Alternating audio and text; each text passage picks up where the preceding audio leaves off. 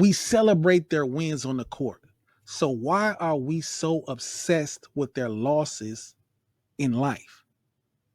We break down two of the biggest, most recent cautionary tales of two NBA current players and an ex-player. He's still playing basketball. He was still playing basketball somewhere, of Malik Beasley, and one that nobody's really talking about, but that's very important, Ben McLemore.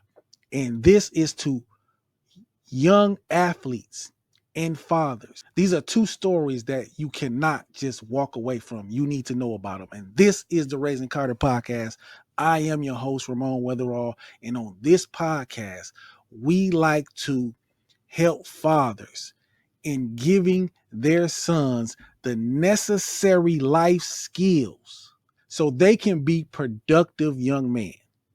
So they can be young men that you are proud of and that everybody associated with them are proud of, and that they don't fall for the pitfalls of financial literacy, relationships, and manhood. And I think these two stories that we are about to highlight have a little bit of everything in them. The first one we got to talk about that everybody's talking about is Malik Beasley. Malik Beasley from the Detroit Pistons was up for a new contract, had one of his best years ever. I think he shot 41% from the three-point line. If you know anything about basketball, you shooting 41% from the three-point line, and at the volume that he shoots, oh, you're going to get paid. You're going to get paid. He was up for a $42 million contract. You could say he's a 3-and-D player, but he's a shooter. He's out there to shoot, and he was up for a contract for $42 million. In his career now, Malik has made $60 million, but he's being investigated for alleged gambling, for alleged betting or some type of gambling. Now, they wouldn't be investigating him. Some people might say, well, maybe he's just, at the casino playing poker, playing black. No. That's not what the league specifically prohibits.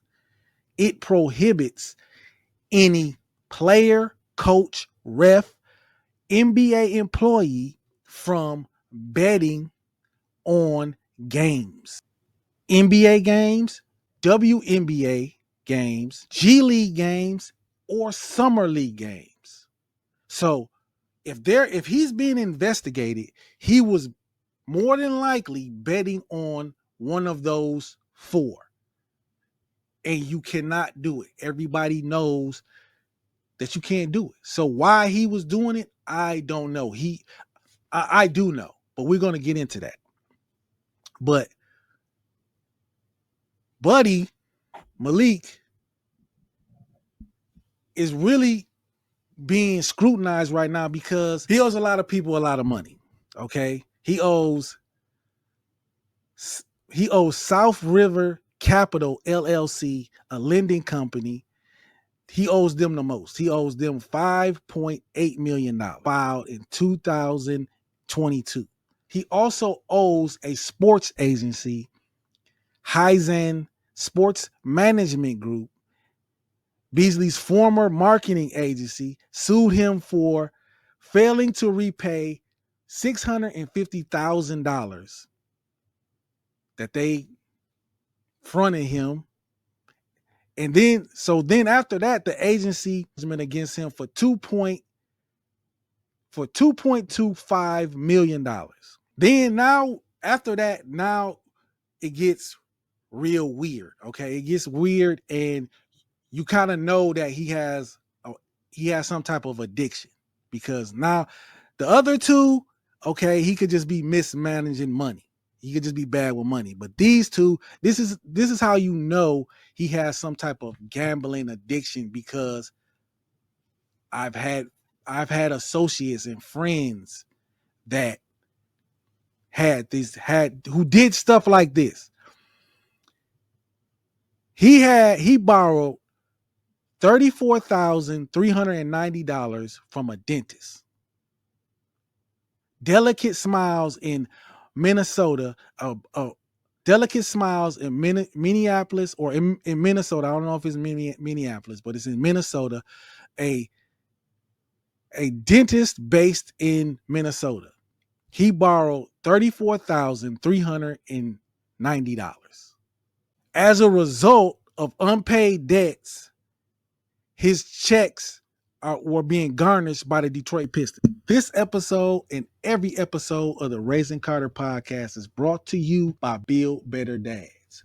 So the first thing is to understand your role. It's about presence, not perfection. Okay, I think I get that. You can come get a free one-on-one consultation by me. We can talk about what areas you want to improve in being a father. Because I'm going to say this once and I'm going to say this 100 more times. There's bought knowledge and there's taught knowledge. Now you can spend your time paying for knowledge that you get on your own by making bad decisions, bad choices, and getting bad results, horrible results. You can spend years doing that, or you can come somewhere and you can talk to people who've been through it, who've experienced it, who've came out on the other end that can help you get through it. So you can learn and grow faster. I wish there was a community like this when I first started being a father. If that sounds like the place for you, come join the community. We would love to have you. Now, let's get back to the episode. Now, you're an NBA player making $6 million a year, and your checks are being garnished because when you were playing for the Timberwolves, you borrowed some money from a dentist. Now, this is what I said when I said we were going to get into that later, talking about the weird stuff. But people that have addictions, they're good at friending people, and then all of a sudden they'll ask those people for money. They'll call people that they're friends with, but they really don't know that well, or they really don't talk to like that. You'll get a call from them out of the blue and they'll ask you to borrow money. And then they'll tell you, well, if you borrow me the money, I'll pay you back double. That's when you know they got a problem. They got some type of addiction, because that's what gamblers do. That's something that gamblers do. Somebody with a drug addiction, they probably not going to do that. But a gambler, that's what he's going to do. He's going to tell you, I'm going to pay you back double. And they can't go to the people that are close to them because they know about them. They know about them. So they know about them. They've already warned them out. So now you go to these new cities, you meet people, and for him, he's a star. He's an NBA player. He's a star, so people want to be friends with him. Oh, no problem. I'll borrow you the money. He gives them some sob story about something, and they borrow him the money. This guy borrows you $35,000. Okay, it doesn't stop there. It doesn't stop there with good old Malik. It doesn't stop there. Now, leaves Minnesota. I think he went to LA. Then he comes to Milwaukee and he borrows $26,827 from Cairo Cuts, a celebrity barbershop right here in my city, good old Milwaukee, Wisconsin. Does the same thing. Probably meets the brother at the barbershop, sees, he's getting money. Malik Beasley, basketball player. I can get you tickets, but we cool. My man. Hey man, you think you can borrow me? Man, there's something going on with this. Oh man, okay, cool. And it shows right here. Right here in the article, right here in the article, I can link the article in the description if you like. I'll link it, where he was lent $15,000 from Cairo Cuts on March 23rd. Then on April 2nd, he borrowed another $1,000. Then on April 3rd, he borrowed another $4,000.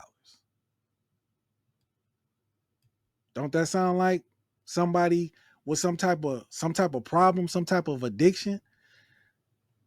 You make millions of dollars. Why are you borrowing money from business owners or people you just come in contact with, the barber, the dentist? Why are you borrowing money from? Because you have a gambling problem. It doesn't end there. It doesn't end there. The saga continues. Once he gets to Detroit, the saga continues because it doesn't end there. The Malik Beasley saga continues. It doesn't end there. Once he gets to Detroit, he owes Stott apartment complex. They filed a lawsuit against him for $14,150, which was later dismissed.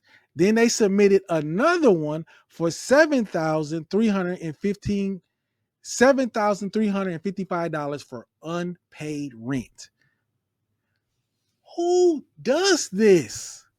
Who does this? Who doesn't pay their rent? Who doesn't think they have to pay their rent? Someone with a gambling addiction, someone who has no financial literacy awareness at all, someone who has probably been pampered his whole life, someone who's everybody else is taking care of his business but him. But now you just fumbled the bag, a $42 million contract, and there's no way that he wasn't gambling. Either you're addicted to drugs, which can't be because they have to take drug tests, or you have a gambling addiction. You've been betting on something. Maybe he's at the tables, maybe he's at the casino, maybe he's at the tables, but this man has some type of gambling addiction, and he's on the verge of throwing away his NBA career. And this is a excellent message for fathers to teach their sons about money, and to not to promote any type of gambling, because it's an addiction just like anything else. It's an addiction. You're getting a high, you're getting a rush from winning. But shouldn't you be getting that from playing basketball? Shouldn't you be getting that from earning $6 million a year? Shouldn't you get that from being one of the special individuals, one of 300 something individuals who get to play in the NBA? And he's not just any player. He's not just anybody. He really gets out there and does his thing, but he's throwing it all away. And we can't just help our sons on the court. We have to help them be able to survive off the court. Because this man has no filter anymore. He's lying to people. He's borrowing money from people. He's just doing whatever just to get by. And it's crazy. This is crazy. But if you know someone who suffers from this type of addiction, you know what it is. I know what it is. But that's Malik. But now I want to talk about Ben McLemore. This is new to me, because when I first seen, I'm like, Ben McLemore. I'm like, oh man, that's who they talking about. But no, let's check this out. On the charge of sexual abuse in the second degree as alleged in count 3, we the jury being duly impaneled and sworn in the above entitled court and cause do hereby find the defendant not guilty. On the charge of sexual abuse in the second degree as alleged in count 4, we the jury being duly impaneled and sworn in the above entitled court and cause do hereby find the defendant guilty. Dated and signed by the presiding. Okay, that was his hearing. That was his hearing. That was the things that he was charged with. Now we're gonna get the backstory.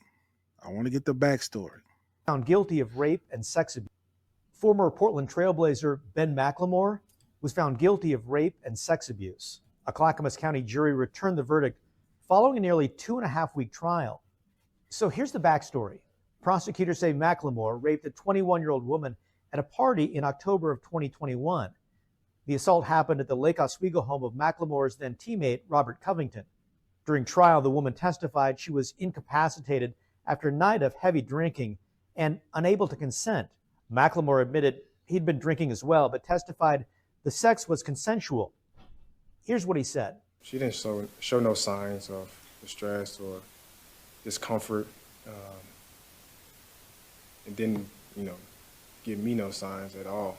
Because this is a serious Measure 11 crime, McLemore will face a mandatory minimum sentence of 100 months in prison, or more than 8 years behind bars, and he'll be required to register as a sex offender. You can almost understand why this would happen to him, because if you saw how he started off. Ben McLemore from a distance might seem like a draft bust or just an ordinary role player, but when you dive into his backstory, you'll understand how impressive his NBA career was. Ben McLemore grew up in a 600 square foot house in Wellston, Missouri, where 10 people would sleep every night. The house had one bed, which was supported by a pile of books because it only had 3 legs. The electricity went out regularly, so they relied on candlelight. They had to heat up bath water in the microwave so it wasn't frigid cold. To be kind of warm in the winter, they'd haul in a kerosene heater in the middle of the room and turn on the stove. Not to mention, McLemore's mom had to sell their food stamps to pay the bills, so he relied on free school lunches to get his food. He'd go days without eating. So while other college prospects are worried about where they stand in the high school player rankings, Ben McLemore is trying to fix bikes to buy food. It was impressive enough that he made it to Kansas, but even during this time, his family was still in the same home, because even though people were buying his jersey like crazy, he didn't get any of the money. Not to mention he grew up without a dad, and his older brother got 15 years of jail time, so by the time he was 15, Ben was the man of the house trying to make it to the NBA, literally just to feed his family. Ben had to leave college for the NBA as soon as possible to start making money, so when he was eligible, he went into the draft, went 7th to the Kings. I don't care if he played in the NBA for a year and a half and left. That is a successful career, one of the most impressive I've seen. When you have to deal with all that stuff, who's teaching you how to be a man? Who's teaching you the things that you need to know and how to move and how to move and how to react and how to deal in certain situations? Nobody. Because you just trying to survive. You just trying to survive, man. You trying to eat every day. So you look at his situation. You an NBA player. You out, you partying. You drinking with some 21-year-old girl, some 20-year-old woman. You drinking, she gets drunk. At that point, at that moment, she's drunk. You're supposed to leave. If this is not your woman, if this is not your girl that you are in a relationship with, no, you should not be having sex with her. You should tell some, hey man, she's had a lot to drink. Somebody, get her some help, get her home or whatever. I'm about to go my way too. Okay. Because that's what he got accused for. He said, oh, she didn't look, she didn't give me no signs, or she didn't tell me that she didn't want to do it. How you know? You was drunk too. Both of y'all had been drinking. How you know? And then afterwards, you do what, you guys have sex. Maybe you can't remember. Maybe all of a sudden now you ghosting her. So now she upset that you had sex with her. She can't remember if she said yes or if she, whatever, but you ghosting her. So now, oh yeah, he raped me. I seen a video on TikTok where a girl said she went out, met this nice looking guy. They had like a one night stand. Then later on, she met somebody nice. She got into a real relationship. She told her friend that, you know what? I don't know if that guy that I had that one night stand, if he didn't rape me or not. And her friend told her, no, he didn't. Like, no, he didn't. You were into him. But she's trying to justify doing what she did with him by saying that he possibly raped her, because now she's in this good relationship and she doesn't want to seem like a hoe. So, she's trying to make it seem like, oh man, I don't know what happened that night. He probably could have took advantage of me. This is a message to any man, but not, and especially a man who's in someone's situation, like that's an athlete, that's a famous athlete, or that's an upcoming young athlete that has a lot to lose. I mean, yeah, I get it, man. It's I get it. It's nice to be able to have sex with different women, but is it worth it? Is it worth it? Are you trying to tell me Ben McLemore didn't have a girlfriend, a wife, or somebody that he was seeing when he was in Portland that he could have went home and had sex with, instead of this woman he didn't know from a can of paint that's saying that he raped her?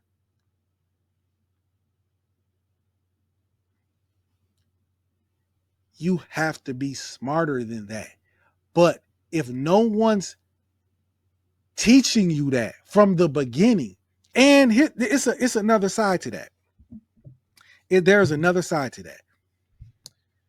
If you're someone like him, Ben McLemore, who was a big star at Kansas, was the seventh pick overall, lottery pick, you probably had women throwing yourself at you for a long time, and you don't know the difference. You don't really know. You think any woman who finds out who you are, you can have sex with. And because you've been doing it so long, for so many years, you just keep doing it. And that kind of thinking, not being game goofy and not understanding what's going on, will get your ass in trouble, will get your ass locked up, because that's what's happening to him. Being game goofy, being spoiled, being pampered, and women throwing themselves at you all the time, thinking that every woman is going, when, yeah, in the past, most of them have, but this time, it only takes one time for one woman to say, you know what, I didn't give him permission. I don't remember saying I wanted to have sex with him. And this is what happens. It's your word against hers.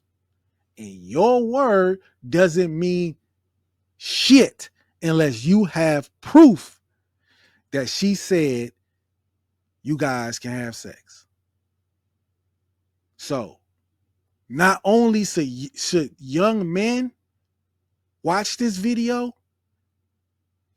you fathers that are pushing this basketball and this sports or whatever on your sons, you need to tell them, every time you lay down with a woman, you're putting your life on the line. Every time you have sex with a woman, you're putting your life on the line. You're putting your life on the line because of diseases. You're putting your life on the line because she could get pregnant. You're putting your life on the line because she might say, I didn't say we could have sex. I was too intoxicated. I don't remember. He SA'd me. So, is she that fine? Are you willing to give all that? Are you willing to take that chance? Men, have sex with the women who you know want to have sex with you. Period. Have sex with women who want to have sex with you. Period. 100% know she wants it just as much as I do, and you will not have problems like Ben McLemore. That was this episode of the Race and Carter podcast, saying, look, don't be cautionary tales like these two guys. One's going to prison for at least 100 months, and the other one is causing his NBA career to crash and burn. For what? For sex with a woman that you don't know, or he said, she said, you don't know if she wanted it. Why? And the other one for gambling when you know you're not supposed to. If you like this video, go over and check out this video right here. And if you're on the audio version of this podcast, what are you waiting for? Click the next episode. Peace.